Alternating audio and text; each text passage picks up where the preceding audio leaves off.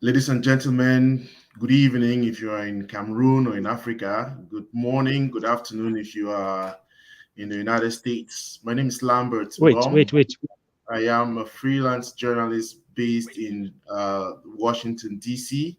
And we are coming live to you today on the Lambom Show with the veteran journalist from Echekiye. We started off last week, and this is going to be a weekly show talking about African soccer. I think for Nas, I don't know, he has a problem with his network, or he was asking me to do something. But welcome again. This is a weekly broadcast on African sports, African soccer, and I'm privileged, happy to have with me uh, the veteran sports journalist Fon Echekiye. Last week was great. It was a great start. Many people were excited. It shows the depth and breadth of the kind of person that we are privileged to have gotten on our show. And today we are going to continue from last week. Let me bring on, because people don't like seeing me, let me bring on the person who is supposed to be Mr. Fon. Good to see you again. Hi, Yaounde.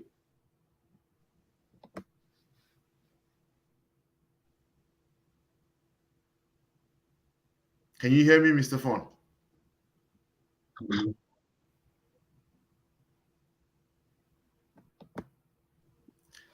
Can you hear me?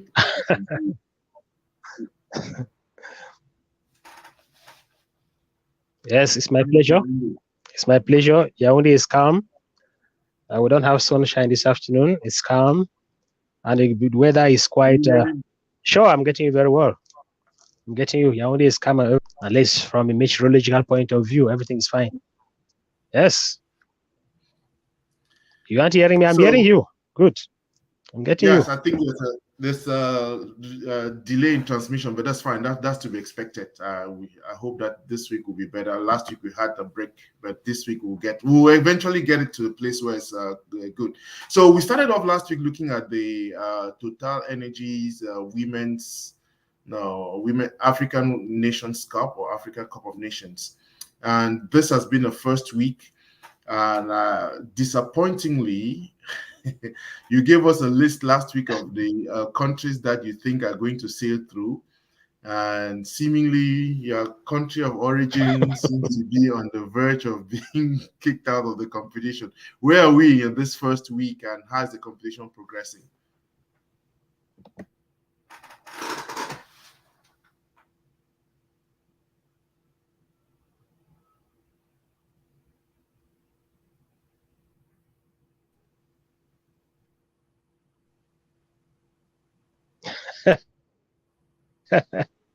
Why do you just chip off the last part of what I said last week? What I said last week, I still stand by it. And actually, I told you that the prediction was that Cameroon was going to go through to the quarterfinal stage of the competition. They have to debate on that this evening to earn a possible qualification for the quarterfinals of the tournament. So whatever I said last week held sway, because I had predicted that Morocco and Senegal would be going through, and they have qualified for the next phase of the tournament. I also predicted that Zambia and Cameroon will be going through from that group. Zambia have already qualified, so the next person or the next team to qualify, everything being or going as we had predicted, would be Cameroon. And then that I had predicted that South games to play tomorrow. But already South Africa have qualified for the next phase of the tournament. So I am 10 on 10 as regards to the predictions I made last week. So nothing to quarrel about. As we stand this evening, you have two key matches in Group C. Already yesterday, in Group B, yesterday in Group A, Senegal and Morocco qualified tournament chased 3 points per match, and they had 9. Senegal lost to Morocco yesterday, so the total 6 points out of 9. And then, so it's not possible for Burkina Faso Faso, Uganda to hope anymore that they could be amongst the best two third place teams on the tournament. So, as predicted for Group A, it went as I said. Now, for Group B, we are there this afternoon, or rather this evening, because the two matches were played as of 9 p.m. GMT. That was 9 p.m. Cameroon time. Zambia will be taking on Togo, and Tunisia will be taking on Cameroon. You certainly want to find out from me how could this play out at the end of the day. Zambia has already qualified. Tunisia have 3 points. Cameroon have 2 points. Togo have 1 point. Now, what is going to happen is this, that if Cameroon loses today and Togo wins, then Cameroon comes back home and Togo qualifies for the next phase of the tournament. That if there is a draw between Tunisia qualifies alongside Zambia, and the third best team certainly is going to be Cameroon. So what is all of this saying? It is simply saying that Cameroon should win to qualify for the next phase of the tournament, or lose, and if Togo wins, Togo overtakes Cameroon, and then Zambia, Tunisia, and Togo qualify for the next phase of the tournament. So Cameroon's lifespan in this tournament before tonight's match is virtually something like cutting wall flicking on a chimney. So again, we didn't expect this Group B to be this competitive as compared to Group C, where you have Nigeria and South Africa. And seemingly, there's been a lot of chatter on Cameroon on the social media about the lackluster performance of Cameroon, and is being ascribed to the coach. I don't know what your take is on the performance of that team, and in general, what is your assessment of the level of women's soccer on the continent?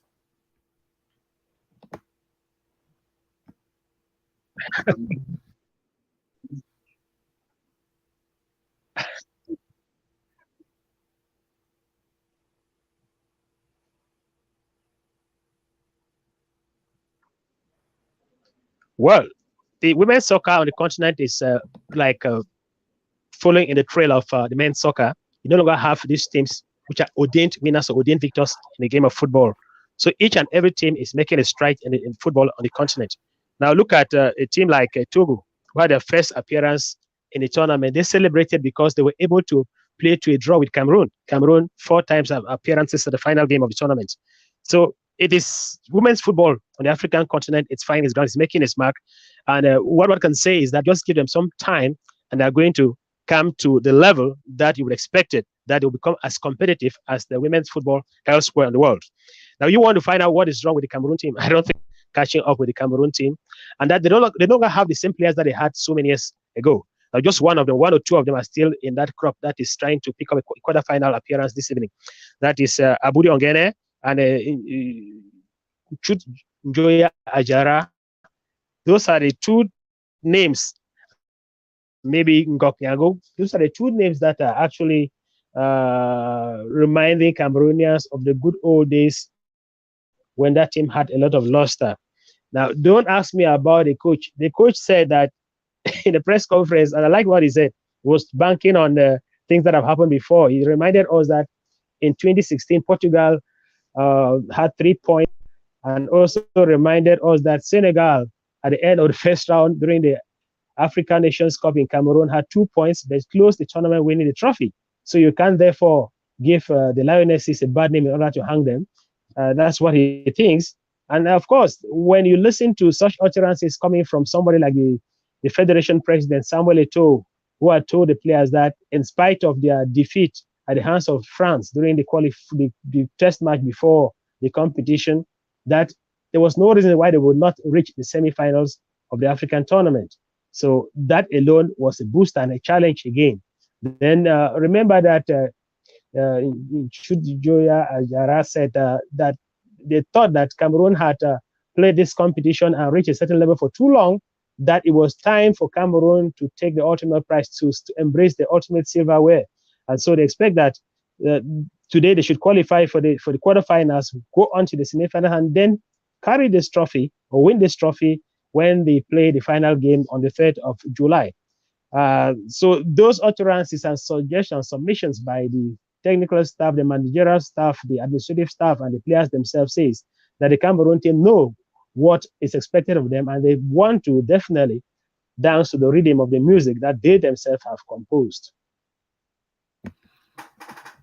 So the other thing that is interesting is, I mean, we looked up CAF's website this morning. It's interesting to note that there are only 3 female coaches, I think, from South Africa, Desiree Ellis. I don't know which other teams have. I think there are 2 other teams that have female coaches. Togo has a coach, a female coach. Botswana too, I think. So, yeah, you were asking the question that there are just 3 of them don't have female coaches, right? Correct. Women as coaches.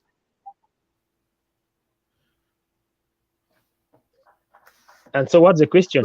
That's the observation. So my question is the same thing. Again, most of the African soccer players who leave soccer, when they retire, at least get into. We presume that they should get into coaching. What is happening? I mean, men are again dominating this space, which should not be the case. Well, the Cameroon deputy coach is a female, the former captain of the Cameroon national ladies football team. I don't know what's happening in other countries, but that alone already in Cameroon says that they think that women should be assigned, given the assignment to boss the various national teams.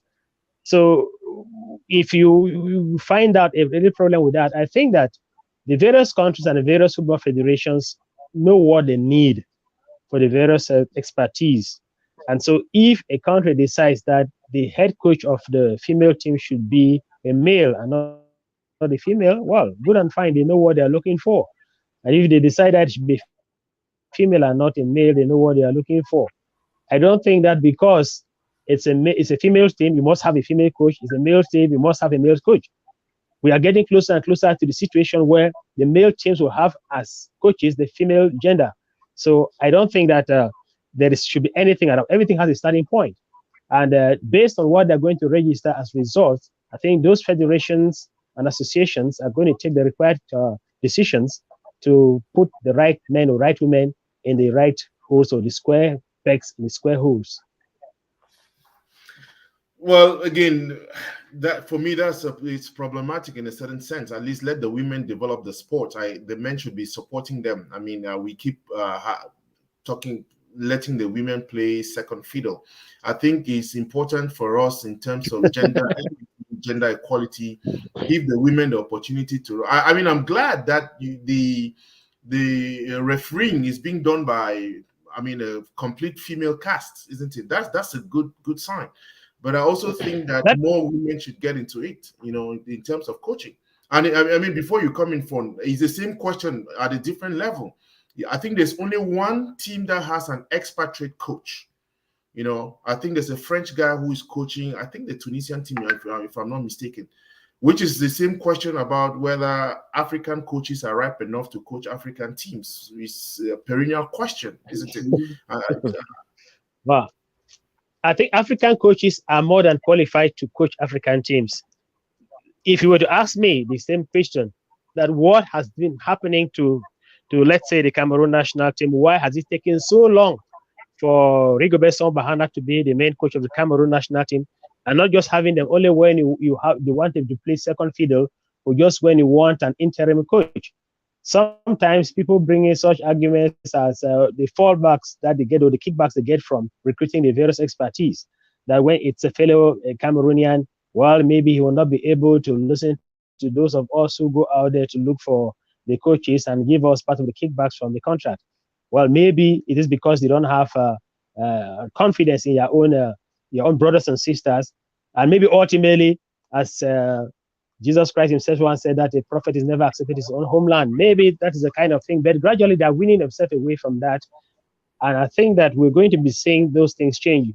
Like I said already, the Cameroon situation is such that the deputy coach is a lady, probably brought in to try to learn something new and by way of experience of what it takes to sit on the bench of the main sport of the country in international competitions. But gradually, they should be getting to a point where home-based material is used to manufacture home-based home-based products that are being consumed locally. So gradually, we are going to get to that. I think that I myself had raised that question several times even before you did. I never got any convincing answer. But as things evolve, we think that things are going to be better in future. I have a comment here from Samson Bilam. Samson, happy belated birthday. I think your birthday was 2 days ago. Samson is in Norway. He says, I used to think that coaches are like motivational speakers. They can convince you to follow a race car with a bicycle. But the coach of the Indomitable Lioness is a sham. He can't motivate even a fly. I made a photo of him during the last match with hands on the jaw. That's the, yeah, again, I don't know. I think no, listen, Lambert. I get his worry, but we don't have to take these things too far. I think I once saw Mourinho either on his knees or both hands on his jaws when his team was in difficulty. So you don't expect the coach to behave otherwise when a team is in difficulty. He has said it. We came to this competition to win the cup. We are about to negotiate the very crucial stage of getting to the quarterfinals of the competition. That's what he says. Now, if he doesn't get to the quarterfinal stage or reach the semifinals or even win the cup, then what he's saying could be tenable. But I don't think he is not there. When he says that the coach is supposed to be a motivational speaker, he is not there to listen to the language of the coach in the dressing room. He is not there to listen to the language of the coach when they meet the players off the training sessions. So I would not think that he is there. I understand that he expects Cameroon to have won the first two matches. That is normal. But know that every team that plays against Cameroon knows that we are playing against the country that gave birth to Roger Milla, the country that gave birth to Etofis, the country that gave birth to Thomas Kuno, Joseph Antoine Bell, and so on and so forth. So each person comes to play and says that I'm playing a do or die match. And that is why Togo could afford to celebrate even after just playing a draw with Cameroon. So you know that Cameroon is highly rated as far as football is concerned. So each time Cameroon is playing against any other country, at least on the African continent, they know this thing should not be taken lightly. And so, of course, you don't expect them to come and fold their arms and just look. The coach is, I think, as far as I'm concerned, he has the challenge. He's aware of it. In fact, his elder, I would say, elder man in the main sport, Rigobert's song said that it is when you know that you are in danger that you are no longer in danger. But when you don't know that you are in danger, that's when you are in danger. So the coach is telling people that I've understood what is happening. Right. So again, I mean, it's the question of the chicken and the hen. Who takes responsibility for the poor performance of a team? You know, is it the players? Is it the coach? Is it the authorities? I think it's a combination of all. But I want to switch gears to, you know, I was very elated watching Nigeria play against South Africa, and South Africa beat Nigeria for the first time. It was quite an interesting game to watch, and seemingly, I think maybe it's going to be the finals may be between South Africa and Nigeria. Oh, I don't know what your take is on that.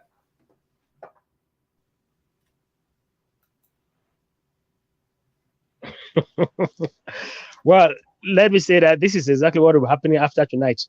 Now, at the end of today's matches, this is how the quarterfinal games will look like. Morocco is going to be playing against the third team that comes from Group C. And in Group C, the team that's likely going to be third, if the predictions go as I have them here, is likely going to be Botswana. Still in the quarterfinals, the second team in Team B is going to be meeting the second team in Team C. What were we saying? We are saying that either in groups in Group B, either Cameroon or Tunisia will be locking horns with the second team in C, which is likely going to be Nigeria. So that's how they're going to be eliminating themselves, and we're heading for the final.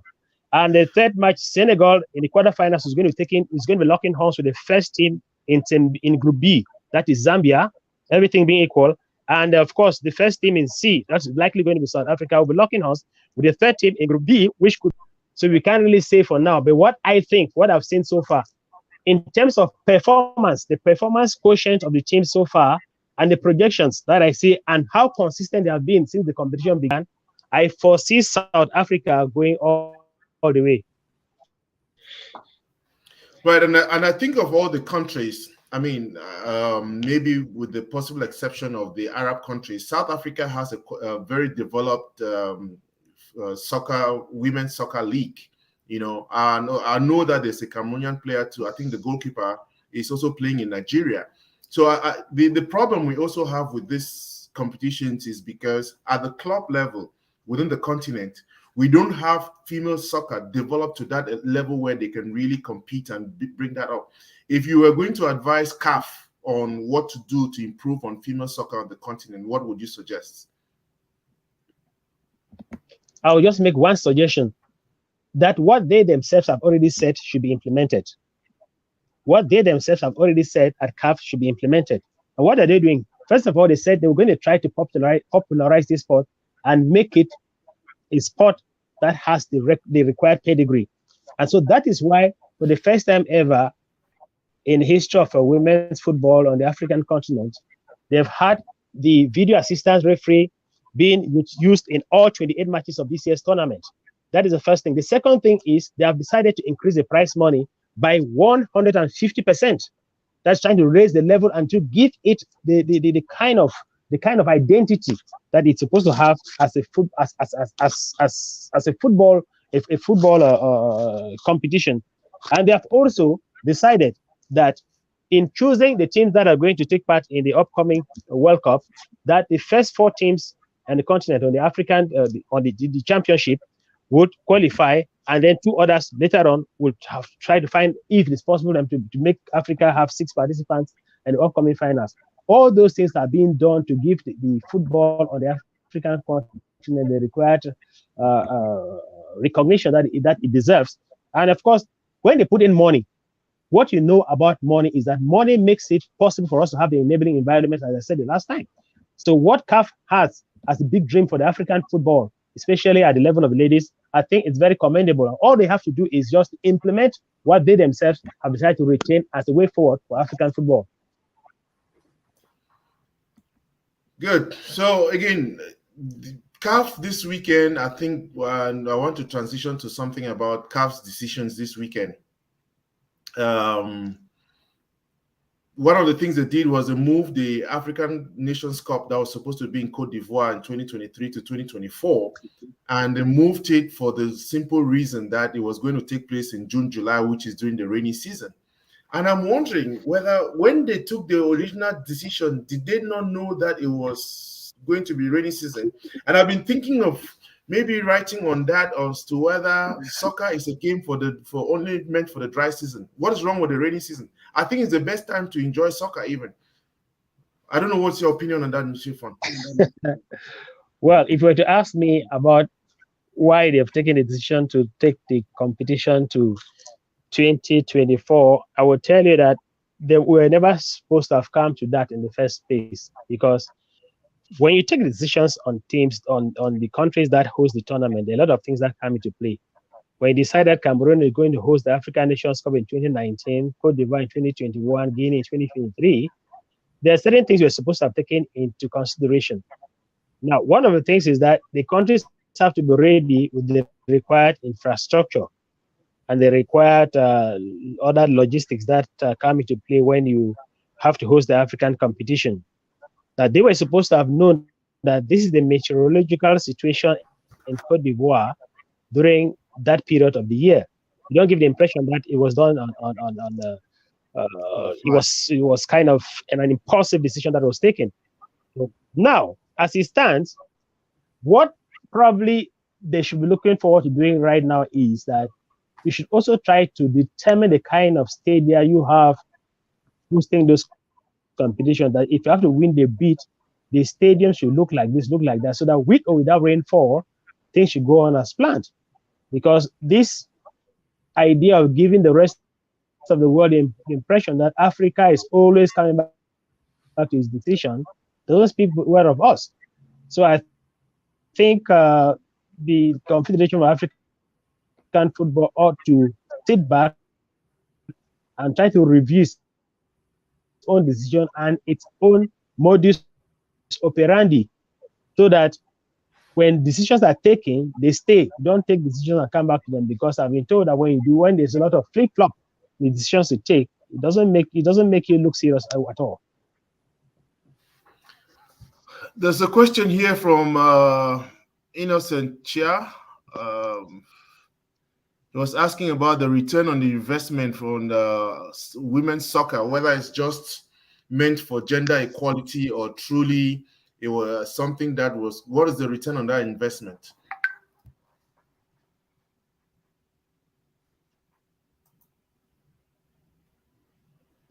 The first thing is that they want to vulgarize the sport.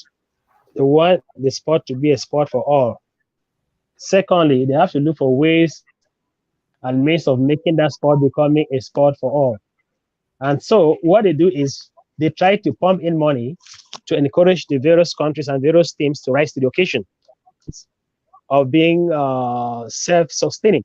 So from the word go, we wouldn't be able to measure that. But in the long run, I'm positive that something will come out of it. So I don't think that it has to do with gender equality. No, I don't think that's what it is. Nice to watch Fun again.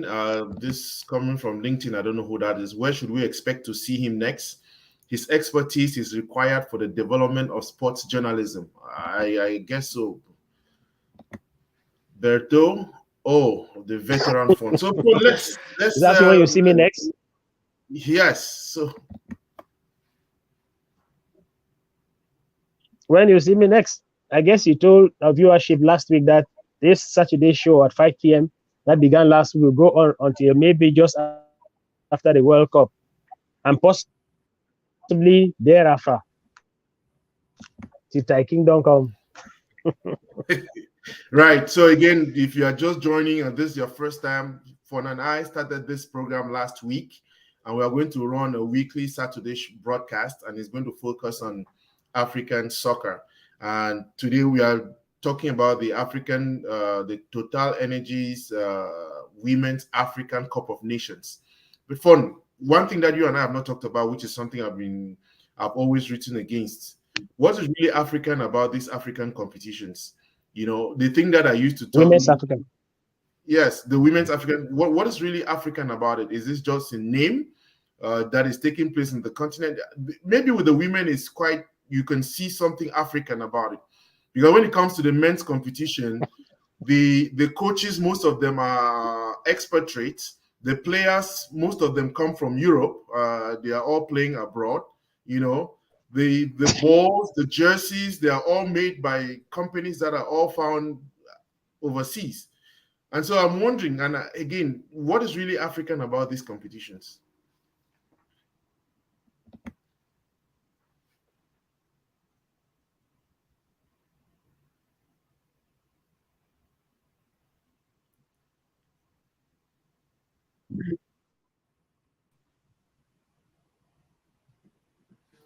Did I lose you?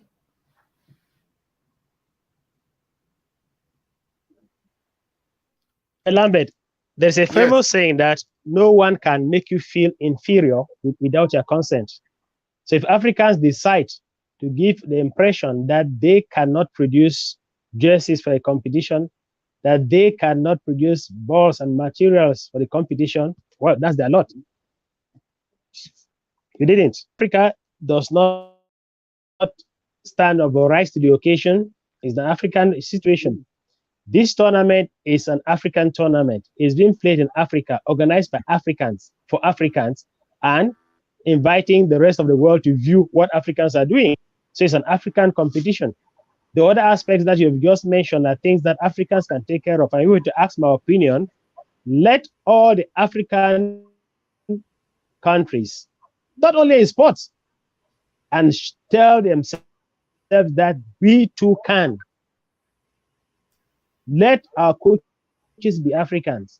Let our teams be Africans. Let the materials, logistics be Africans. Everything you think about be African. Take it out of Africa. sports and take even the politics and all those things you can think about. Africans should be able to to bear the cat. They should be able to rise to the occasion because, like you raised the foreign expertise, whereas the expertise comes from countries where Africans go there and beat them to their own game or beat them in their own game. So I don't understand this whole issue why they keep on trying to on. That's as far as I'm concerned. Yeah, that's we need a miracle for that to happen. I think we Africans, like I love the thing you said that nobody can enslave you without your consent, and I think we have consented to this pattern of things, and we just fall into it, and it's a shame. But increasingly with voices like yours, we hope that we can improve on the delivery. Um, are there some particular players that have been outstanding in the female category that you have been watching? Are there some players that you think one should watch out for?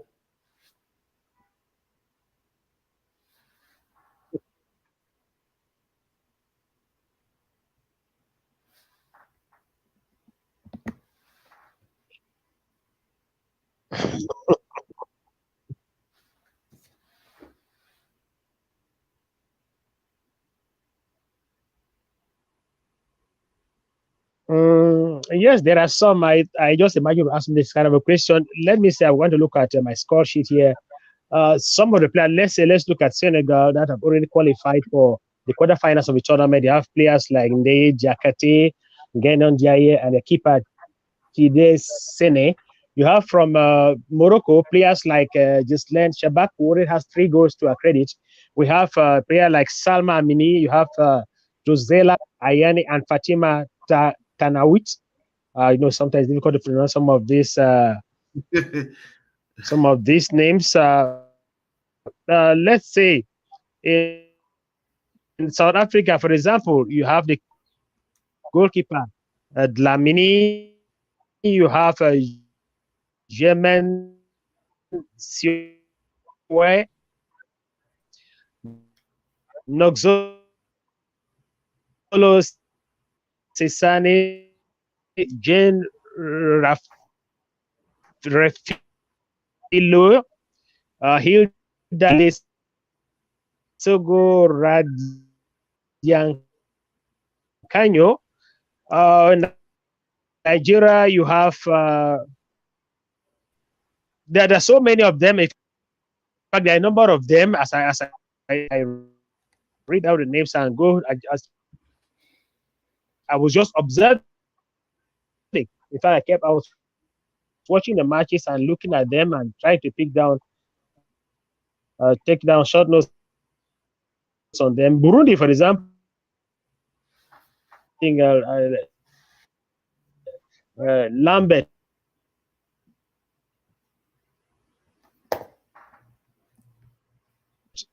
You see, to tell you something about the way the African game is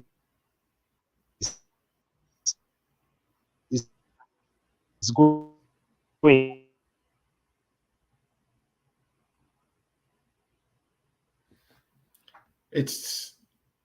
It seems as if we are having some technical issues again. Fun seems to be frozen there. Again, you're joining the Lambom show. We are talking about African soccer with the veteran journalist.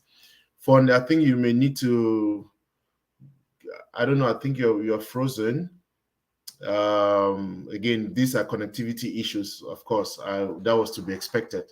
Last week we had a similar issue. Fun had to go out and come back in. It's such a shame that have issue connectivity. Well, technology helps and also fails at a certain point. But we have been talking about the Total Energies Women's African Cup of Nations that is taking place in Morocco since last Saturday. This is the first week, and they are wrapping up the first round today. And I've been discussing with the veteran sports journalist, Fon Echekiye. He has been giving us a rundown of the teams that have been performing well: Morocco, South Africa, Nigeria, Zambia. Unfortunately, Cameroon is still to, even Togo itself that's coming in for the first time did well. I have a question here before Wildfund is trying to sort out. I'd like to acknowledge that how much is a problem of African soccer the fact that it is not a destination sport? A European soccer is a destination sport, and Africa is just a breeding ground, much like the raw materials of Africa, and therefore not benefiting Africa in a meaningful way. Yeah, again, there are too many things to pack there or unpack. What do you mean by destination sport, Bobe Innocent here? Um, if soccer is being developed for the sake of soccer itself, Africa has taken the lead in doing this on the continent. The problem is maybe they spend more money on doing things to bring the expertise from outside the continent, which is one of the problems we're trying to highlight to address here. I know that by destination sport, maybe people are not really devoted to developing it for its own sake, besides the money that is getting into it. Because when you look at the transfer window currently, you are wondering in Europe, EPL, the European teams in Spain, you watch these players and how much they make, and you compare that to what the players are making in Africa. It's night and day. That's taken for granted. The raw materials not benefiting, that's true, but what can Africa, or what should Africans be doing in order to develop that? Thank you. Welcome back, Fawn. I was just trying to hold down the fort while you were away. The connectivity issues are still on. There's a question posed by Innocent Chia. How much is the problem of African soccer the fact that it is not a destination sport? European soccer is a destination sport, and Africa is just a breeding ground, much like the raw materials of Africa, and therefore not benefiting Africa in a meaningful way. And again, that's what I'm talking to you from Washington, D.C. Maybe you and I could have been having this interview in Yaoundé and will not have these connectivity issues because we would have been in the same studio. But maybe you can speak to Innocent's question. Yeah, what is he saying? Well, for now, let's say without Europe, I'm not so sure that Mila would have had the exposure it had. Without Europe, Ethiopia would not have had the exposure it has. But actually, what I think we should tell ourselves now is that having been done, it is time for Africa to wean itself from that over-dependence on European assistance or European control. So everything has its lifespan, everything has a beginning and an end. So if it began that way, I think time is up for Africa to stand on its own and stop moving along with the European crutches. So again, enough of we talked a lot about the women. I mean, that's what is en vogue now. That's what is current, women's competition. Is there anything on the men's side that you want to highlight? Any African soccer team you want to highlight? Any particular vibe that you have? If well, not that I can give you immediately. Actually, I thought we said we'll come and talk about them when this competition ends, because these are male chauvinism. Should not be such that when a female competition is going on, we turn our spotlight and beam on the males competition. Let's allow them have the bright spotlight, and then we'll come back to it at the end of the tournament on 23rd of July. Good. So I want us to focus the last maybe 20 minutes. And again, because I just do not want us to always talk about just the game in itself, but also to tap into your experience. There's something that you did last week which fascinated many people. There are many people who thought that you were reading from a teleprompter. I've never known that there are teleprompters in Cameroon.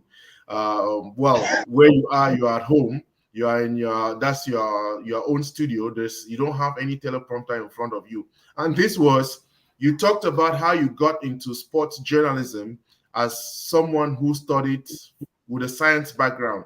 You initially wanted to be a priest and then wanted to be a mechanical engineer, but then ended up being a sports journalist and excelled in it.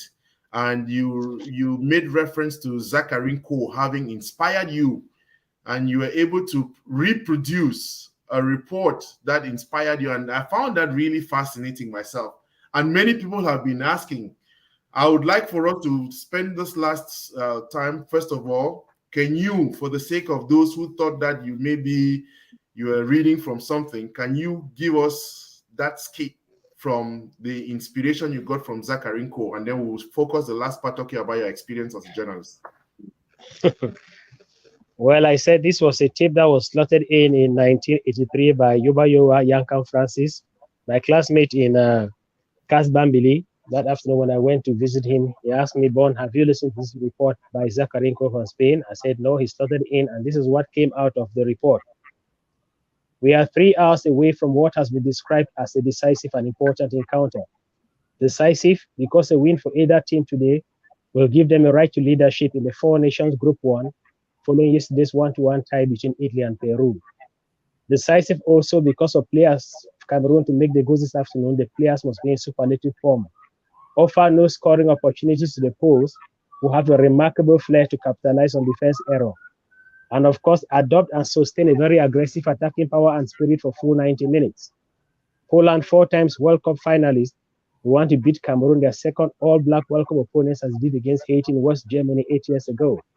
But the question is, where do we draw the line between Cameroon and Haiti and between the years 1974 and 1985? Before this afternoon's talk of 4 days, how Frenchman Jean Vexin have put up our national football team. Goalkeeper and captain Thomas Nkono, defenders from left to right, Kaham Michel, Onana Elundu Eli, Njia Renan Bom Ephraim. Halfback Kunde Emmanuel, Abega Theophile Bidarantes, and Audu Ibrahim. Center forward Roger Miller and Gea Jacques. Before the 4:15 p.m. clash, and before he answered the question on whether or not Cameroon will make Omar, the British television sports journalist Jerry Harrison says, and I quote from the records, the match will be tough and tight. Zakarinko in Spain for Radio Cameroon. So that was something that got you into journalism, sports journalism. What are some of the best moments you yourself had? I'm sure there are people who want to mimic your own experience. From that, do you have some experiences you want to share as your best moments in journalism? Last week, you shared with us, you have covered how many African Nations Cup? I don't remember. 5 World Cups and 12 African Cup of Nations. So from That's these, correct. yes, from these, which are some of the best moments you had? And maybe we still have about 18 minutes. I'll ask that the last time, but just share with us some of the best moments you had as a sports journalist. Well, Lambert, there must be a promise that you're making right now that I will share just one moment, because if I start sharing those moments, then the book that is supposed to come out on the 30th of September 2022 will have no raison d'etre anymore of being launched. So I'll just give you one. In fact, this one happened just when I just came out of school, and I'd been so passionate about sports reporting to the point that the editor-in-chief of the sports desk at the time, Francis Emmanuel Sito, was always assigning me on the sports page. And that was how Echekiye, the editor-in-chief of the news desk, fell in love with me, in quotes. In fact, I became something like his toast in sports reporting.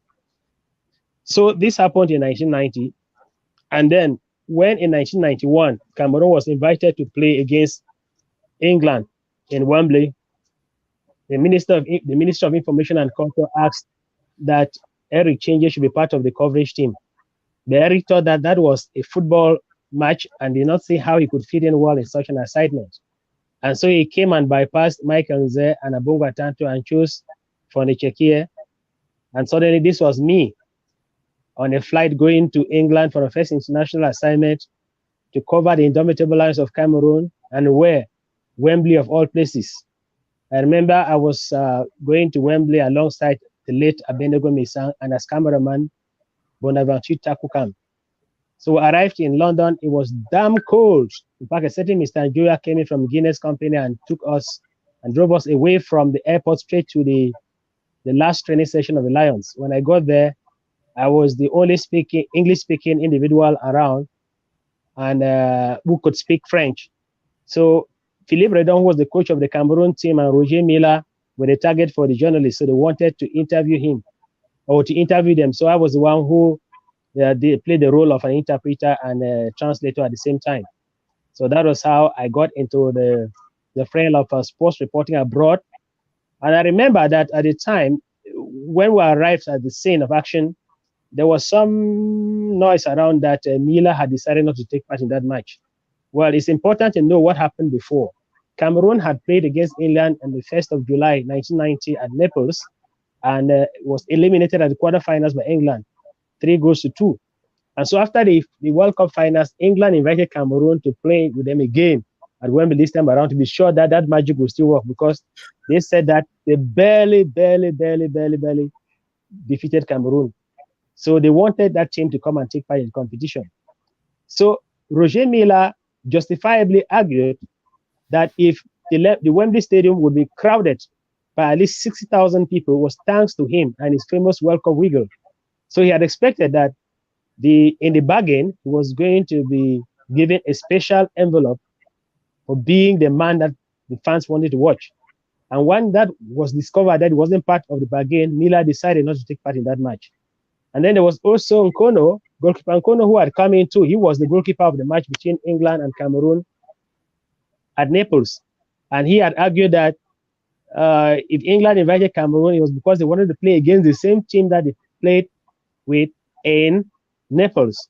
So he said he thought he was supposed to be the goalkeeper and not Joseph Antoine Bell, who, by the way, was in better shape on that visit than Kono. So we had those things happening, and that match was played in temperatures ranging from -6 to -12 degrees centigrade. I remember Abenego Mesang, the Francophone colleague, who was running commentaries and with a bottle of whiskey by his side because he needed to be prepped up. He needed to warm the lungs and the bowels to be able to speak. But while I spoke with my tongue completely frozen, that was how we covered that match. And Cameroon was defeated by 2-0. After we left the pitch and went back to the hotel room, it was time now for the players to have the bonuses. So it took the whole night for Philippe Redon to convince Kono that he did not have, he wasn't supposed to be giving any money from the booty, because he had refused to be the deputy to Joseph Antoine Bell, whereas Bell had been better. Then Kono said no, they had invited the same team. And Redon said no, they invited Cameroon with the best team that could play. So they had those kind of controversy, and that was how that particular experience went all the way. So I remember that very well, and I remember other ones too. But the point is that I cannot start telling all of those things. What else would people who come out for the Czechs diary?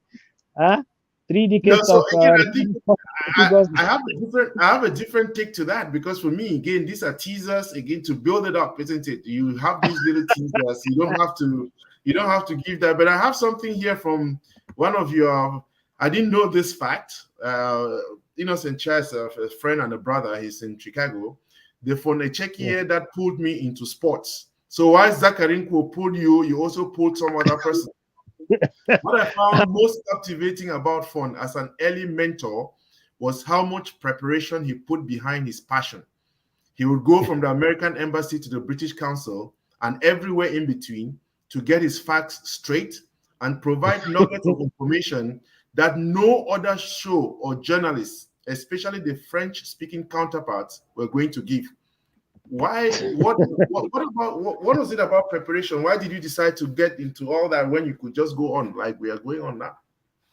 Now, this is what happened. When I left, in fact, when I went to school, my understanding of journalism was that you go to school and come out as soon as you come out of school, you just find yourself with a microphone in hand and then running commentaries like Zachary Co. So I was just interested in the microphone and the studio in the radio house. But when I came out of school and we went to the Ministry of Information and Culture at the time, Today Communication, it was mandatory that you leave school and go there for about 2 or 3 months. And that is how we got there. We hired from there, met a jury, and then we got recruited at CRTV. But at the time, since I read radio, I'd hoped that I would be sent to the radio sports service. But they decided to send me to television because we had just one Anglophone on the decks at the time. That was Francis Niba.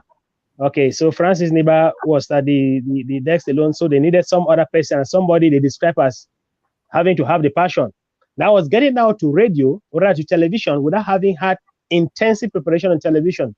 I'd had something like a kind of crash course in television, but not as intensive as would have been for someone who was aspiring to become a television sportscaster.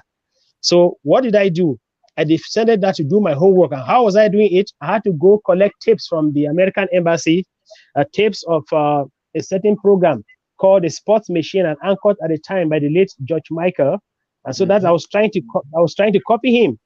That is what happens in information. When you get into the thing, you have some mentors that you try to copy, and then later on you have to also stand on your own and don't be those mentors, photocopies of those mentors at 100%. After a while, you have to win yourself away from them and then try to make your mark.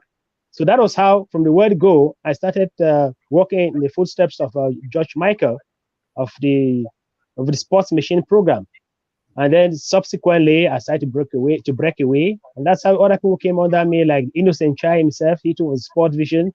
The Joe Kelem, one who spent some time with me. I think Francis actually spent 1 week under me.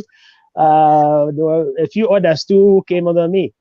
Larry Tata, the late Tinako, Gordon Fondo, Martin Mabu, Gideon Tazo, Winston Levgar, and so many of them, Sirin Wazeke, and so on and so forth. That is how those other people came, and I mentored them in my own way before leaving the house, even though I left the house unceremoniously. And of course, I have a special package in my book for that individual who kickstarted my unceremonious departure from CRTV. And it's of interest for you to know that that individual has nothing to do with the management of the place right now. Is that a secret that we need to wait for a different program to come up, or is that something you want? You have to wait for the book. Okay, good. No, that's fair. That's fair enough. But again, you currently have at least, by my estimation, 4 other TV stations in Cameroon who are also struggling to, in that space. What is your assessment of the development of sports broadcasts in Cameroon and Africa across? Because CRTV seems to have sucked up. It's a government agency, so it has the resources. I don't know how the private industry, the private sector, with the Equinox and all these other places struggling. What is your assessment of the development of that sector in Cameroon? Well, Lambert, you're pushing me to say things, and you're doing that just the wrong person. In that, I will say things that are going to bite and kill people, that I have no choice, because I believe in the truth, because the truth will always set you free. When I look at what is happening today in sports journalism in Cameroon, it is a sham. And this is the reason. In my days, I had to beef up my vocabulary. I had to beef up my archives. I had to do a lot of homework so that when I come to commentate on sporting matters, if the viewers or the listeners pick up 1 or 2 things from me. But nowadays, what is happening is, even though you have things like social media, you have internet and the rest at their disposal, very few of them make use of that.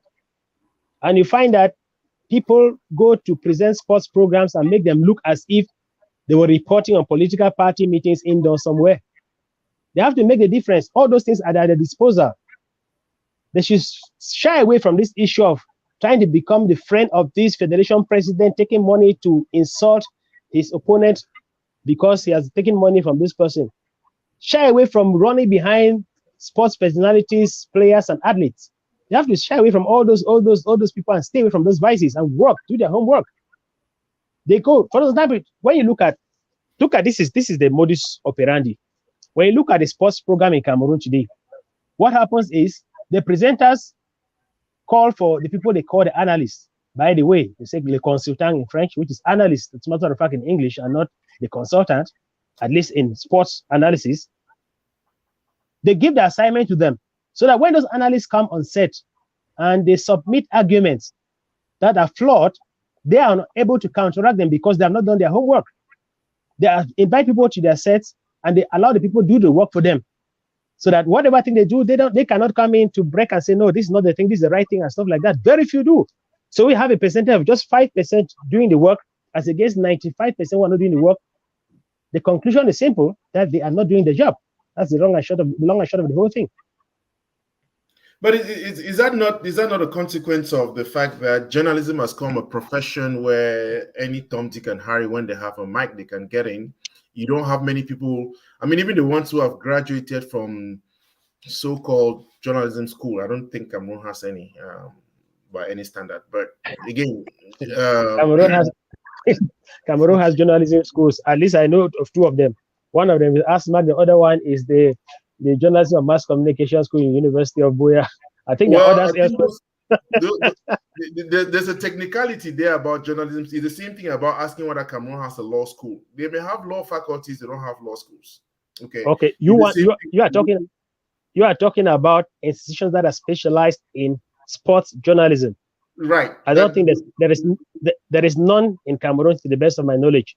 So it's like people are allowed to dive into the stream, the troubled waters, and try to work hard to find your way safe on the other side of the banks.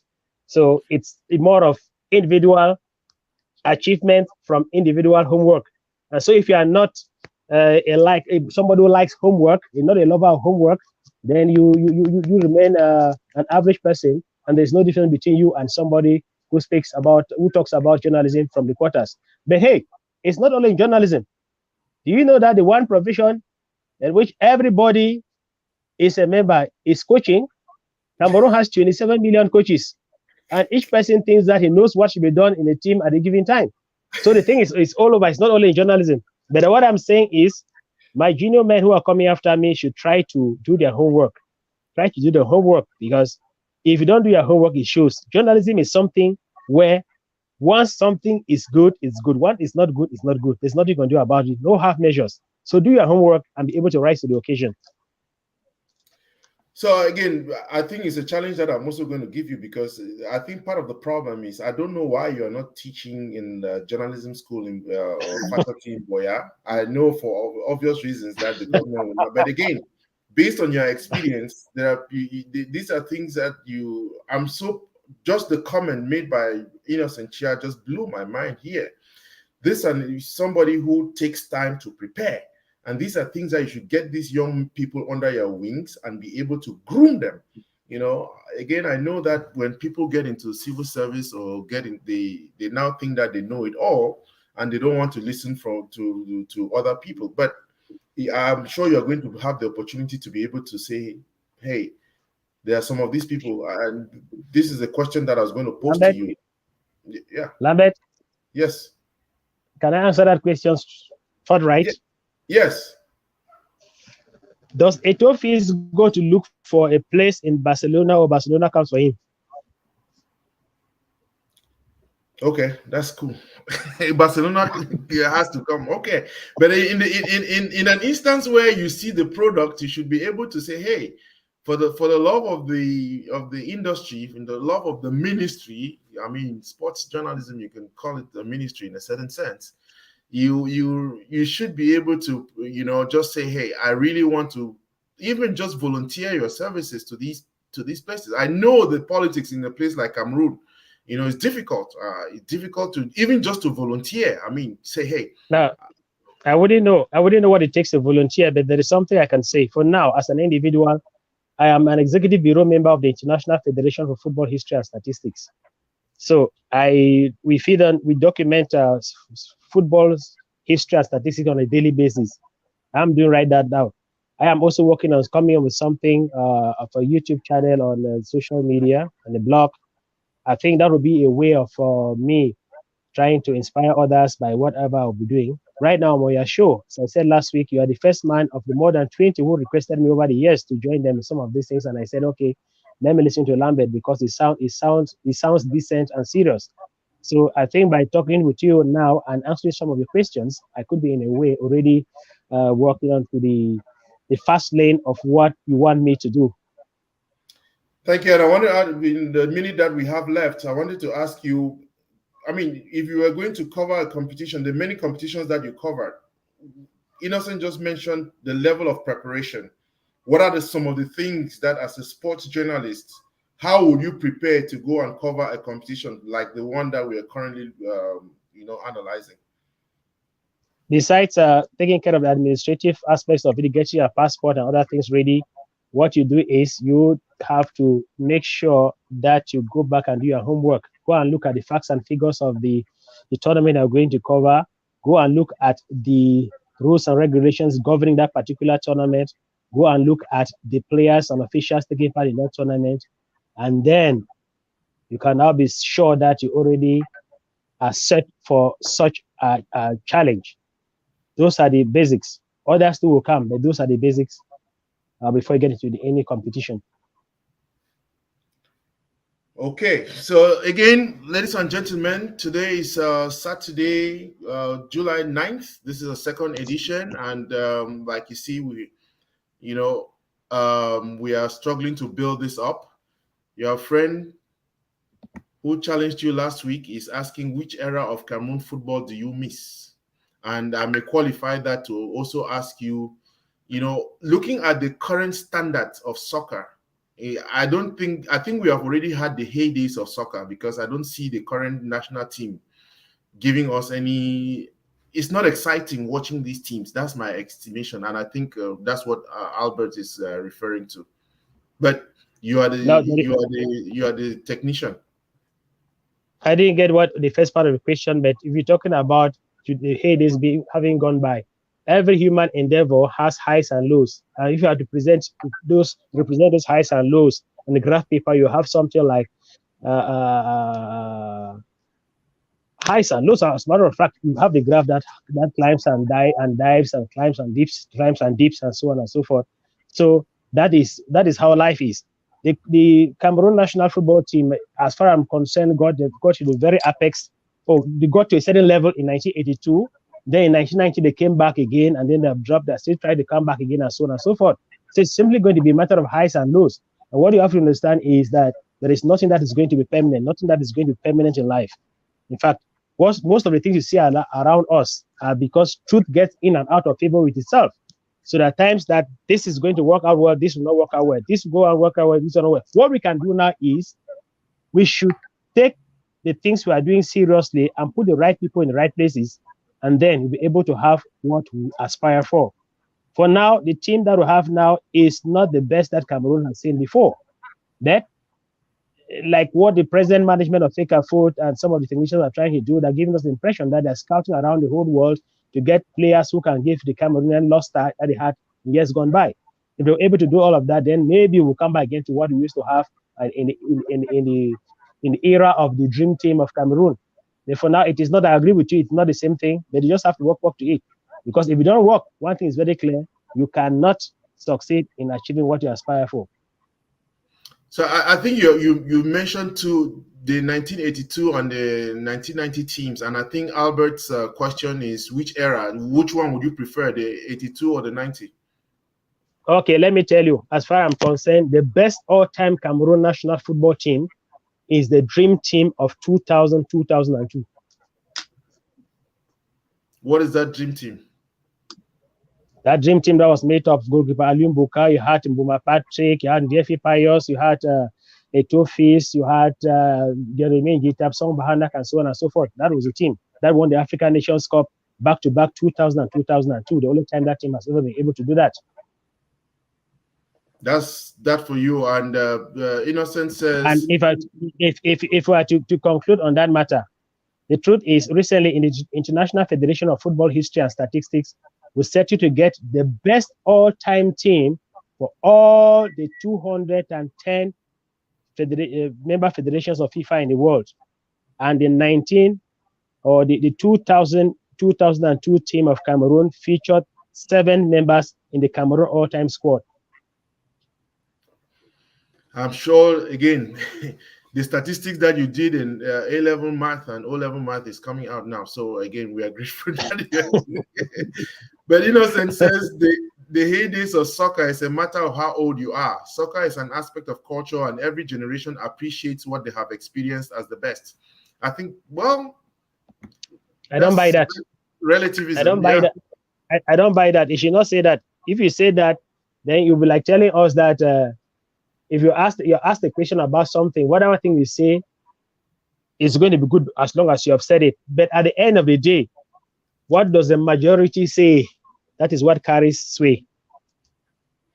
I agree. I mean, I don't think that is that relative, isn't it? I mean, because Yeah. even the people of this age can go back and watch the games, like you are mentioning the team of 2000 and 2002, isn't it? You can watch that Yeah. and compare to what we currently have, which is, um, An- Ansem, Lambert, Lambert, Lambert. yes. I have what they call VHS tapes here. Let me show you one here, and I have a VHS machine. This VHS tape here has matches of the Cameroon national team during the 1982 World Cup. It has matches of the Cameroon national team during the 1990 World Cup and those of 2000 and 2002. So just take off one fine afternoon and sit there and have this tape, watch from start to finish, and draw the conclusions. I think that's something that when we build up the channel, we should be able to rebroadcast some of those matches and get the permission. But that again, I'm really because of just the way you described Zach's report in 1982. It's fascinating to just, and that was on radio. I think that he was giving that report, so it was fascinating to hear that. Ansem is asking where does Fon work at the moment if he's no longer with CRTV? He's working with the Lambom show. That's what we said. But Fon, that's for you. Well, I said that I'm with the International Federation of Football History and Statistics. If you go to www.iffhs.com, www.iffhs.com, you'll see what is happening there. That's why I work at Line Now. It's an international federation that documents football history and statistics the world over on a daily basis. So go and check that, and you can find that. Again, I hope this is not a political question. I understand football in Cameroon is governed by a federal structure, FECAFOOT. How independent are the regional bodies, or are we waiting for the goodwill of Eto to develop structures in the regions? The regions only represent what is happening at the national level. So if the FECAFOOT at the national level goes down to the regions to give them ideas or to help them do certain things, they are not. It is not anything strange or new. So the regional bureaus of FECAFOOT just represent the national level, just taking care of what FECAFOOT is supposed to be doing at that level, and then the report to the national bureau for the implementation and other things that help to improve on the image of Cameroon football. So Cameroon football, as it is just a football, it's just a sporting institution, and to stay at that. Good. Mr. Felix Anoma, thanks for watching. Says nice show. I know you're preparing to go to your veterans competition this afternoon. Nice to have you on. Now, Fawn, I think that's it for today. Any last words before I give my closing remarks? The last word is that last week I was rushing away from here to go for Kati Kati. Today I'll be going for RB Square. You remember Saturdays at Bishop Morgan College? So thank you very much. Thank you for watching. And like I said, this is an experiment we are doing every Saturday from 12 noon Eastern Standard and 5 p.m. GMT. It's great to have fun. We'll continue talking about African women's, the Total Energies Women's African Cup of Nations. But I also wanted to put a plug in here like I did last week. The best way to be able to support this program is if you have a business that can sponsor this, it will be very great. Again, we need sponsors, we need people, and don't just listen, don't just watch, also go sign up on our YouTube channel. Share the broadcast, invite as many people so that we can have these conversations going. And as always, if you think that you want to support this program, you can always reach out to us. Thank you very much, Fon. It's also cold here, it's raining, but I know RB Square is waiting, so I'll go and look for my own RB Square. So thank you all and have a good afternoon. You're welcome. Next Saturday, 5 p.m. Cameroon time. Thank My you. friends this week. Thank you.